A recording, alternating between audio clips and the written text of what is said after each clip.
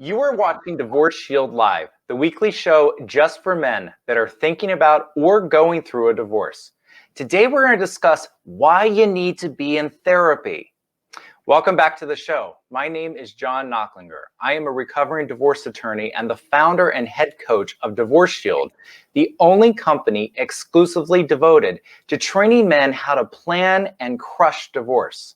You can find out more about us at thedivorceshield.com. Today, my guest is Bonnie Miller-Lads. She is a licensed clinical social worker and a certified divorce coach. She has been helping people for more than 30 years get through the toughest times in their life. In fact, her expertise is helping treat anxiety, depression, addiction, and trauma, all the things that people typically go through when they're going through a stressful situation like divorce. She really enjoys helping people navigate the complex emotional terrain of divorce, which means she is a great person because helping people get through this time is really rough. You can learn more about her at focus-forward.com. And I'm going to put that below in the comments so that you can easily find it and you can check out her website and everything about her. Thank you for being here today, Bonnie. Thank you for having me. Thank you so much for having me. It is absolutely our pleasure to have you here today. So this is such an important topic for so many of our listeners. Divorce is hard enough. And then when you think about the ways that you need to prepare for divorce, it's even more difficult because most people are it's hard enough just figuring out that you'll want to get divorced. But therapy is one of those things that is often misunderstood, and I find that many men are embarrassed to even start it. So I have so many questions for you, but I want to start at the very beginning. What is a licensed clinical social worker? Social work is master's in social work, and then there's an exam, state exam that everyone takes, and then you become licensed. Social work is in part social justice work, in part psychotherapy, learning about those two things. How do you use that to help people get through things like divorce? So I've had a lot of postmaster's training. I've had postmaster's training in trauma, postmaster's training in family work. I've had postmaster's training in psychodynamic psychotherapy. So after the 2 years of training in social work, I went on to many more years of different kinds of training that would help me to better serve my clients. How did you end up doing that? Oh, that's a great question. Yesterday was International Holocaust Memorial Day. 76 years after the liberation of Auschwitz. And as a child of Holocaust survivors, I always felt compelled around social justice issues and all the harm that could come from inadequate injustices. And so that sort of propelled me into social work. And I worked many years in community mental health. I spent 10 years in East Harlem, New York. That was where I worked, always keeping a private practice. Wow.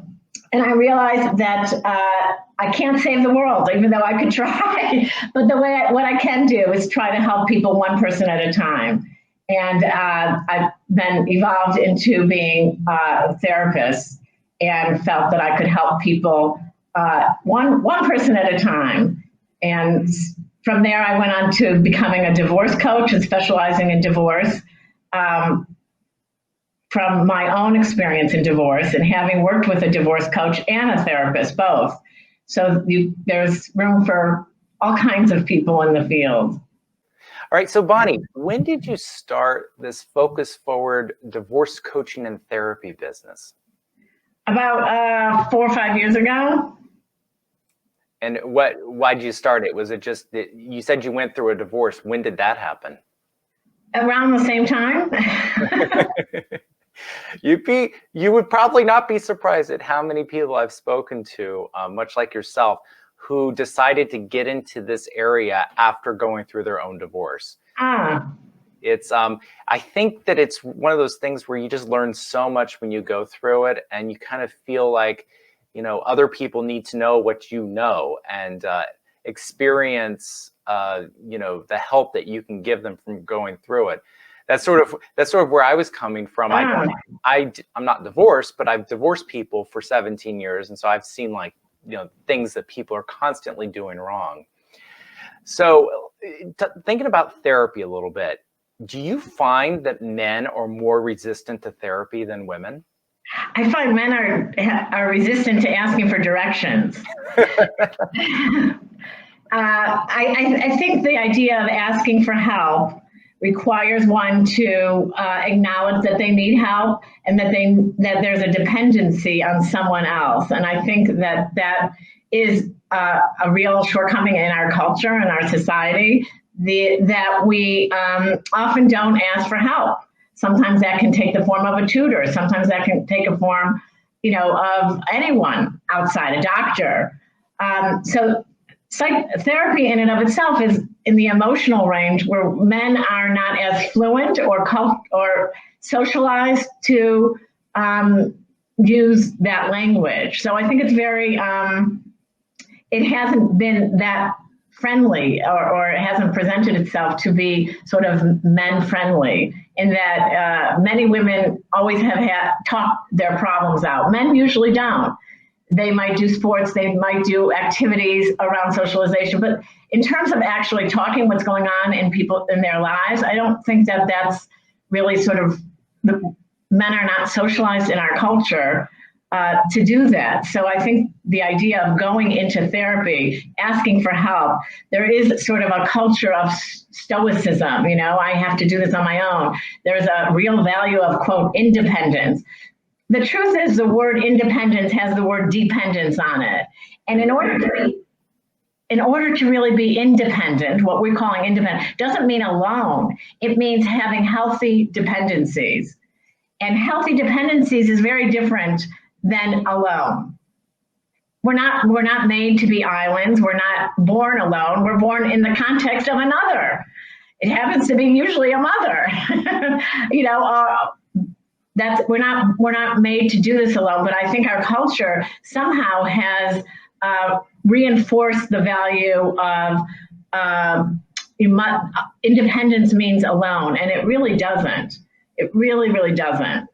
So when you have men that come in for therapy, compared to women that come in for therapy, do you find that women are coming in at a different place than men? In other words, are men coming in after maybe they should have come in weeks and months ago, and women come in right at the beginning of their issues? I think that's not just men, but I think sometimes that's true of people. I do think that men, there's enormous shame and humiliation that somehow it somehow feels as though there's a failure.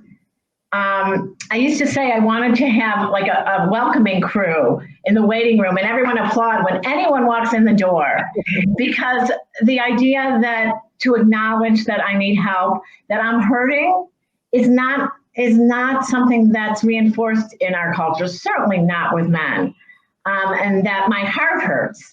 If you ever have a loss, it's as though you're gushing blood. If someone gets hit by a car, and you see limbs being cut off, and you see a gory accident, you say, oh my God, I gotta call the ambulance. But if someone's heart is broken, they're walking around as though nothing hurts, and they're aching. If you've ever, I remember going on the subway after a death, and I'm thinking, doesn't anyone see? I'm dying inside. I'm dying. But no one sees. No one sees the kinds of wounds that a divorce or a death, which are crises of life, no one can see. So I think it takes enormous strength to ask for help and get it. So I think men specifically in our society are not used to that, or it's not valued. It's not, to be man means being independent and strong and stoic, and not being a wuss or whatever those things are that are associated with femininity, which is so terrible, just so harmful. How do you identify that you're depressed instead of just sad because you're going through a bad situation? How do you know the difference? So it's a wonderful question. So depression sometimes shows itself and with is irritability and anger and hostility, and you don't know where it's coming from. It's sometimes easier to be angry than depressed, even though they're both, homicide and suicide are two sides of the same coin. It's aggression outward or aggression inward. So there is a complex interrelationship between depression, which is sadness inside, and anger. And I think also our culture struggles with those two. And certainly it's much more what we would say, acceptable for men to be angry than sad. So you can get one or the other, right? And they're both they're similar. And I think the job in therapy to help modulate that, because you don't want to act it out. You don't want to drink. You don't want to do self-destructive things, right? Act aggressively towards your boss. That won't really help your situation. Certainly drugs to numb the feeling will not help. Certainly will not help. So depression and anger are the two prominent sort of strong emotions that come into when it comes into divorce. Anxiety, of course, about the uncertainty, but having therapy help with depression obviously is different in every person that comes in. You have to meet them where they are. But what's your opinion about people that instead of going to therapy, they really just head to a psychiatrist or medical doctor and say, give me some pills so that I'm not depressed anymore? Give me your opinion about that. So I'm certainly, I support whatever you can do that helps. And what medication does, I have a magic wand here in my office and I say, if I could do that, you wouldn't need this, when is this going to get better? People say, when am I going to get over this? And I wish I had a pill to get over it. The grief, the loss, all the things that happen in the context of a divorce. Psychotropic medication is valuable, can be valuable. It can take the edge off, so you're not bouncing around. You maybe can sleep better, but it doesn't solve the problem. It doesn't solve the problem. It's sort of treating a symptom, but not the cause. And I think that it can be useful, but it's not the answer. Certainly not in the context of a divorce where there's so much of life that needs to be managed. The financial, the parenting, and the relationship, the communication. A pill doesn't do that. I wish it did, but we don't have that yet. We're struggling on a vaccine. It's sort of like. But we just don't have that, and it's the context of what it means to be human and vulnerable, and with another person and relationship. It can't be done in a pill. Just then we would be robots, I think. Yeah, we definitely would be robots. Once we develop that magic pill, be sure you give it to everybody. All right. I'm first in line that way. Especially during COVID, I think there's a lot of people that would love that magic pill. So what are some of the signs that you're heading towards depression? Irritability, mood swings, of course, lethargic, oversleeping, undersleeping, can't concentrate, restlessness, thoughts of hurting yourself, often not getting pleasure from things that you used to get pleasure from, eating, not eating, you're sort of not taking care of your physical being, your body. Sort of a malaise. And it can get worse. That sometimes people can't get out of bed, clinical depression. And I think what differentiates a sadness, a sort of temporary feeling bad, sad, versus clinical depression is different. And I think that's also some of the resistance to therapy is that, oh my God, I have a mental illness. I don't need that. I can handle my problems. That's for those people. And I think that's also, I think mental illness comes with its stigma, and therapy comes with that stigma still, that makes me, quote, sick. And I'm not one of those. I've been doing well all these years. I have a family. And I think that to recognize that there's a temporary state of crisis that life brings us, and oftentimes divorce is one of the major ones. And it doesn't necessarily define one as being mentally ill. And I think that is also resistance of what it means to walk into a therapist's office, Sure. On and on, but no, I right. It's that feeling that people have that if you go to a therapist, there's something wrong with you. Yeah, I would say there's something right with you. I would agree. And I think most people, I know you won't disagree with this, but I think most people would benefit from therapy. Just working through, particularly the things that you're not really conscious of, or you've really suppressed so much that they impact you in the ways you were just talking about, that you're irritable, that you're sleeping too much, you're not sleeping enough, you're not getting pleasure, and you're kind of just dismissing it as, well, I'm just, I'm going through this thing, this thing at work, this thing in my marriage. I've got a kid who's frustrating me, and it's just doing that, when it's really could be something a lot more. So what could you do at home, before you go to therapy, or even while you're at therapy? What are some of the, I'll say, do-it-yourself things that you can do just in your daily life to sort of help you when you're feeling depressed? I think the idea is to take things in small chunks, right? A divorce is this huge thing. Sort of, it feels like a pandemic. How are we going to do this? It shakes up every aspect of someone's life, living situation, financial, children, everything. So I do think that one way to really manage, and sometimes I'll say to clients, 10 minutes at a time, just tell me what you're doing when we hang up, what do we, just getting through 10 minutes, small chunks, make 2 phone calls. It's kind of like, when am I going to get over this? Well, that's not going to, that getting over this is a big thing. It's a leap. It's 10 minutes at a time. Sometimes it's an hour at a time. Sometimes it's a meeting with a boss. How are you going to get through it and stay focused? Sometimes people have to get a new job. How are they going to interview when their whole life is falling apart? So get through the interview. Let's practice. So what I would say, if there's a very small chunks, break things down into small chunks, little bit at a time. It's the only way to do it.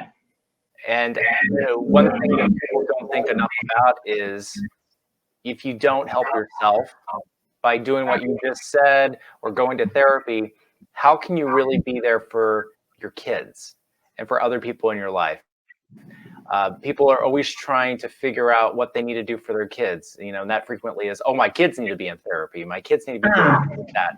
And they don't even think about the fact that they might be part of the thing that's going on in their children's lives. And the children see them as having all these problems. And I don't think enough men think about that enough. I think it impacts kids if they see their dad, just withdrawing from the world and spending time in a basement, or a lot of guys call it a man cave, but spending time somewhere away from their family, it really can start to impact the family.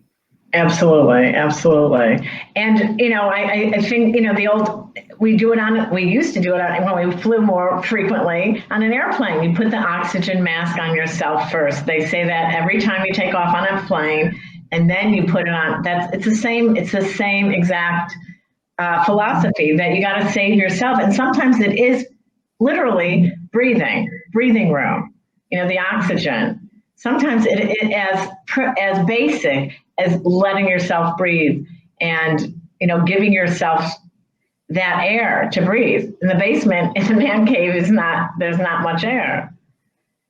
I love that quote that you just had about putting the oxygen mask on yourself first. That's great. That's great stuff, because that's something everyone can relate to. I mean, that's something you can easily understand what we're talking about here. So let's pretend we're in an airplane and go up to a 40,000 foot view.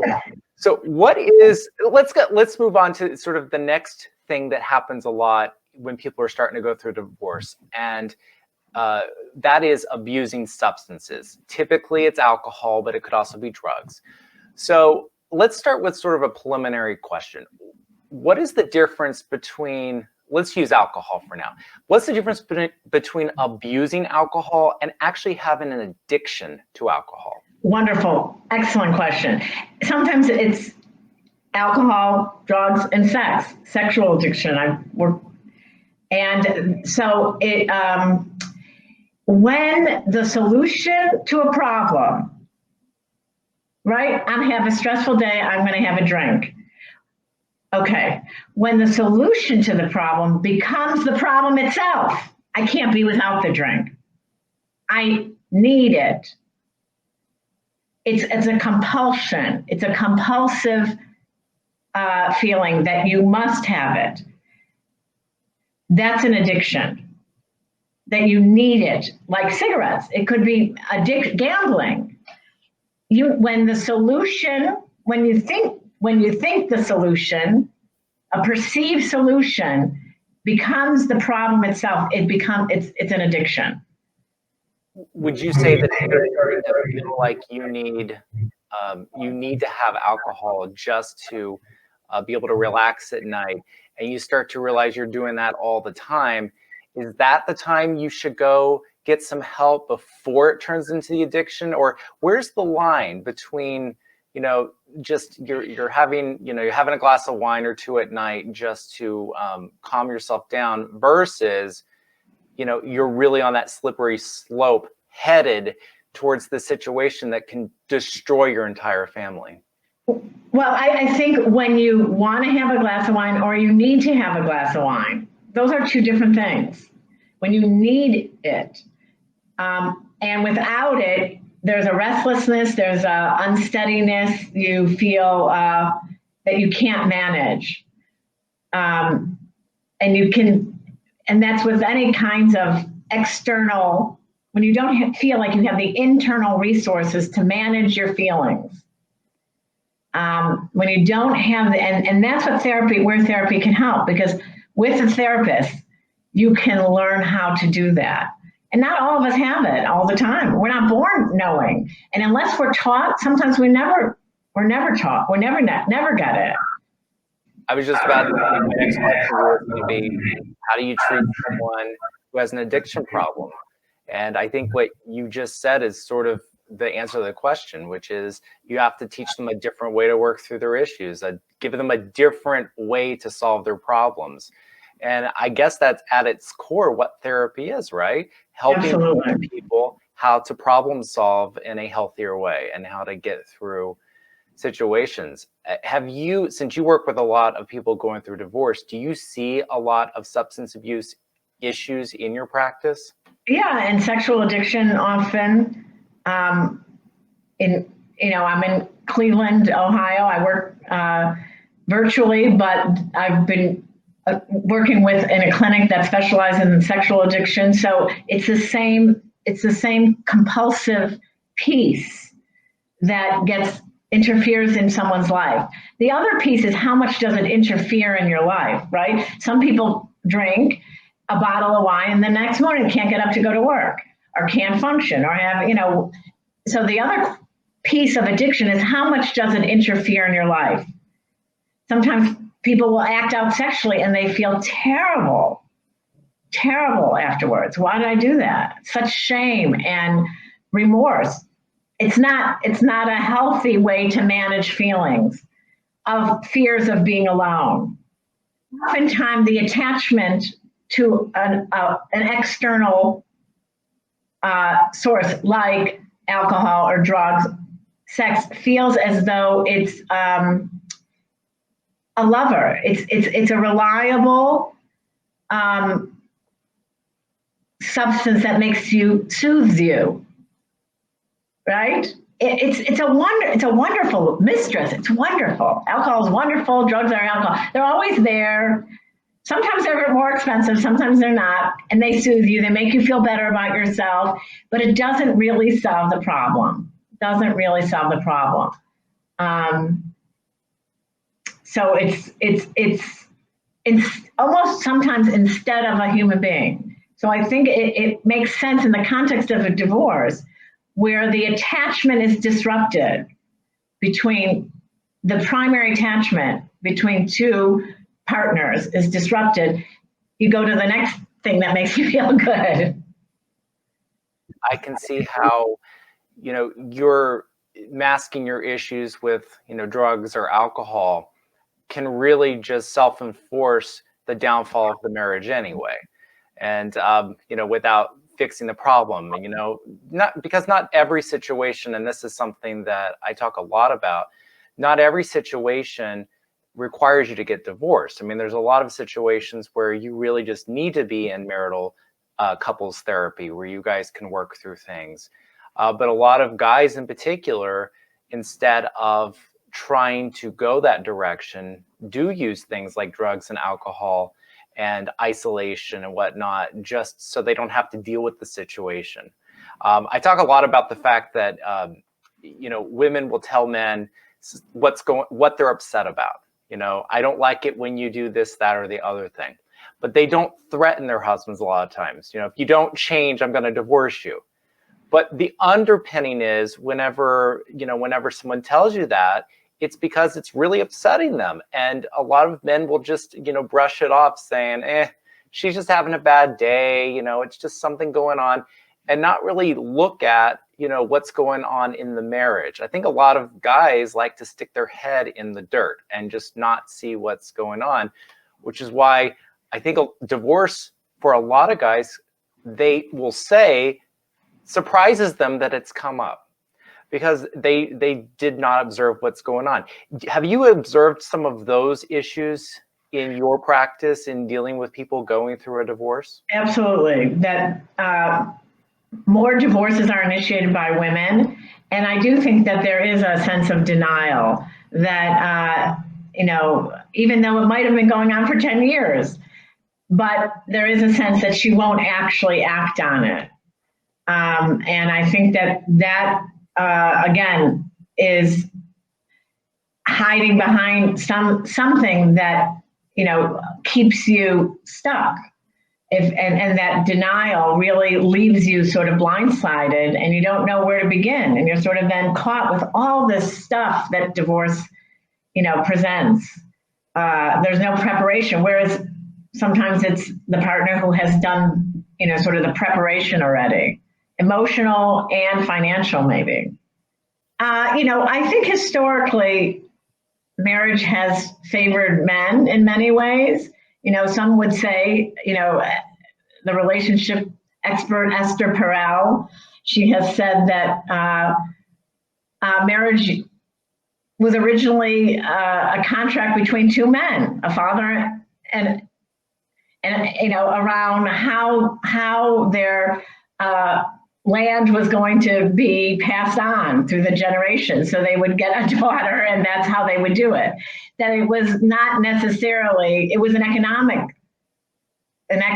arrangement historically. So why now? Well, one could say the women's movement, in part, when women have gained increased economic opportunities. And yeah, I would probably say that probably started it in the 70s, 60s, that the women's movement has helped women feel more empowered to leave a marriage, which was originally, if you use this theory, an economic arrangement.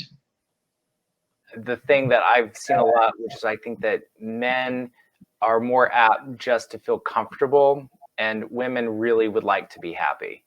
And and I see that quite a bit, and that's that whole, if a guy can, go to work, come home, have dinner made for them, sit on the couch and have a beer and watch TV and go to bed and do the same thing the next day, I think a lot of guys can convince themselves that makes them happy, even though they're really not happy about it. Ah. And women just, and I think you said this earlier, a lot of women do prepare for divorce before they actually before they tell their husbands, I want a divorce. But it doesn't always manifest itself as, formal preparation. Sometimes it's just them talking to their friends, going and seeing a therapist, doing little things slowly over time that sort of get them in the right emotional place to go through the process.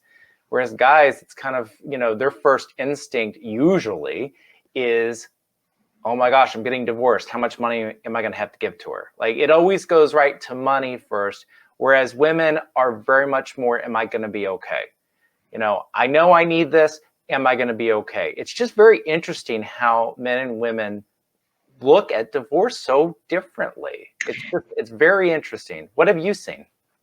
Well, I think that's accurate. I think men, women there is a little bit more, obviously we're raised to think more emotionally about feelings. We're socialized. Some might say it's even biological, that men's biology is pretty concrete. No surprises. If you ever had a little boy, it's right there, right? An infant, Little girls, it's a little bit more diffuse. It's a little bit more complicated. It's not as concrete. And I think that we're it's both an interconnection between the environment and our biology. I think we're sort of socialized to think emotionally, or men are socialized to think about success around money, and how that's going to play itself out, which is sort of if you translate it, means, am I going to be okay? It's the same thing, but it's just a different way to describe it, I think. Yeah, I think that's right. One way this manifests itself sometimes with men is starting when they start a divorce. A lot of times it's because they found somebody else. So they feel like they're going to be okay because I found somebody else. So now I can divorce my wife. It's really amazing. I've done a lot of divorces in my career as a divorce attorney, and it's amazing the guys that come in and want to start their divorce, how many of them already have somebody else that they're romantically with. Because it's that now they feel like they're going to be okay because they got somebody else lined up, so to speak. And until they feel that comfort level, a lot of guys won't start a divorce. And women, it's just much more, I'm just not happy. I'm just not happy with my situation. I'm not going to put up with this anymore. I mean, I would say the one thing that holds women back a lot of times is their children. And not wanting to leave the marriage until the children are, out of the house. And they're always afraid of damaging their kids. And of course, I'm sure you tell people this as well, that, your children are seeing in watching their parents what a marriage is like. And so you're training the next generation to make the same mistakes you're making if you don't do something about it. Have you had that conversation with people before? Yeah, and it's a very, very complicated, very, very complicated. And I do think that monkey see, monkey do often, or not, Yeah, well, that's why you see sometimes men that abuse women. You see their sons also learn how to abuse women or control women. I don't want to always say it's direct physical abuse, but control women, and you're my property. I control you. I mean, I control the money. You can only go to the grocery store with this amount of money and only buy this. And you teach your kids what's going on. I'm not saying that anyone should not leave a marriage or leave a marriage just to make sure your kids understand the right and wrong way to do things, but it's certainly something you should be thinking about, especially when therapy is available for you to go and work through these issues. And I don't know why more people don't avail themselves of therapy. I mean, we talked a little bit before. You did say you think it's a little bit about the fact that people just don't want to admit they have a problem, and they're afraid of seeing themselves as, being depressed or being labeled as something. Is there anything more fundamental of why we don't go to therapy when we really need it? I guess you could also say it's whenever you've got, any kind of medical condition and we don't go see a doctor. Is it as simple as we just don't want to learn that something's wrong with us? I think our culture has been, historically, mental people who suffered emotionally were put in dungeons and chained. I think there's a real fear. Now, I was reading about the doctors on the front line and all the medical personnel who's been on the front lines in hospitals. Who would? It's like they're going to have scars of war. But the shame around it. I'm depressed to even write it down. I'm depressed. I can't, that I need mental health day. There's still such shame and stigma. It's unbelievable. And I think similarly around divorce, you put those two together, it's, the shame, it's terrible. It's just awful. I worked, as I said, in East Harlem, and when I would see these young kids, these kids who were raised in, sort of in very impoverished environments, kids who were in gangs, walk into the door, what, they would come with their hoodies way over so no one could see them. There's such shame. People will brag. I saw my cardiologist today. I went to, the endocrinologist, and you should hear what he said, and I should take a little bit of this, and I should take a little bit of this. No one does that, certainly not men, right? I went to my therapist, and you should hear what they said.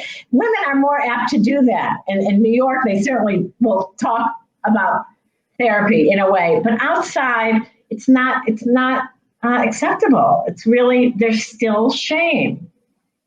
Shame around feeling that I'm hurting and I don't know how to figure it out and I need help. I think that's absolutely something that a lot of people need to rewind and listen to what you just said again, and look in the mirror and say, is that me? Am I doing that? So let's assume that you recognize that therapy would benefit you. What would you tell someone should be their first step in how to find a therapist? Who's going to help me? How do you do it? I think that's also an issue. I think there are barriers. So also about therapy is that insurance can pay for it. I mean, it's people think it's only for the wealthy. It's not. It's not. Usually, most insurance plans will pay a portion of therapy. And that's good to know because people are on panels. And if you can't, ask around. I think it's something to shop for, like you shop for anything else. Make sure it's a right fit. Credentials are important, but not as important as a fit. And I think you have to shop around, go on 3 interviews. I always say, go on 3 interviews, see how it feels, see how you feel. Did it make sense for you? Did you feel better afterwards? If you don't, move on. There's, other therapists. Certainly, now virtually we have more things at our fingertips. So how people can go to their insurance plans if they have insurance. Word of mouth, ask people. It's a community, so people know people. You can prefer a man, you can prefer a woman, you can prefer someone who's experienced with divorce, someone who's never been divorced, someone over 45, someone who's under 22. You can select just like you do a doctor, and it's very important because it's your life. It's really an important. Don't settle. Don't settle for something that I don't know if she's really that good, or I don't know if he's really that good. Get someone who you feel is good, because you know what? It's really important. It's decisions in your life that you're going to have to make. And it has to be someone who you feel that you can trust, who can help you. I've gone to a therapist where I've been with them for a month and then realized that it's not a good fit. Not really feeling like I was being heard. And if you don't feel like you're being heard with a therapist, how in the world is that person going to help you? I mean, it's just not going to happen. I mean, you could say the same thing for really just about anything. I mean, even a medical doctor. You go to a medical doctor who you don't feel is actually listening to you, that's trying to rush you out the door. There are other people. I mean, divorce attorneys, you should really go around and find somebody. These things are so important. And in a lot of ways, you only live once. You don't have another life to get it right the next time. You need to take action and do it now and fix your life now. Because like with addiction, if you don't deal with it, if you don't deal with depression, those things can haunt you for years and years and years. Those are those guys and women who get divorced, and they don't go out and do anything for a year or two because they just can't function. They're in their house and they can't function and they'll tell you divorce ruined me, divorce destroyed me. No, it didn't destroy you. You didn't do anything to help yourself. You didn't do anything to try to pull yourself out of that pit that you got yourself in. And it's always the blame. It's my husband's fault. It's my wife's fault. And I don't know if you've seen this a lot, but one thing that I harp on all the time with my clients is you have to take responsibility for your own life. And if you don't take responsibility, just stop talking, because I don't want to hear how everybody else is doing something wrong. And you're the perfect angel who has done absolutely nothing, and you're an innocent victim in the entire thing. Have you had to have that conversation with people before? I mean, that's an issue in therapy in terms of how someone can feel that they are empowered or they are empowered enough to take control, right? Those feelings start very early on, feeling whether you have the ability empowered to do what needs to be done. Bonnie, if anyone would want to work with you, how would they contact you and go about doing that? My website, you can call me. My phone number is on there, my email. That's probably the best way. All right. Well, we'll put all that information in the comments so that people have access to it. This has been a great conversation, Bonnie. I'm not going to lie. I really would like to talk to you a lot longer because I have a lot more questions. And I think a lot of people, men and women, need to really hone in on what therapy is. And I think you touched on it a lot today, what it is and what it isn't and how it benefits people. But I think that it's hard. It's almost abstract to a lot of people. It's almost like they need to do it to understand how it helps them. So it's almost like, go and just try it and you'll understand how it will help you. And I just think that you really are helping so many people go through divorce and come out the other side, a whole person. And at the end of the day, that is what's most important, is just being a whole person when you get through this horrible time in your life. So if anyone wants to talk to Bonnie and could use her help, I encourage you to reach out to her. She's got so much experience handling these really difficult issues, as you heard today. All right. Thank you so much for being here. Thank you. It was our pleasure. Thank you, John. I appreciate you putting this on your agenda also, that it's so important. Thank you. You're very welcome. Okay. We'll see everyone soon.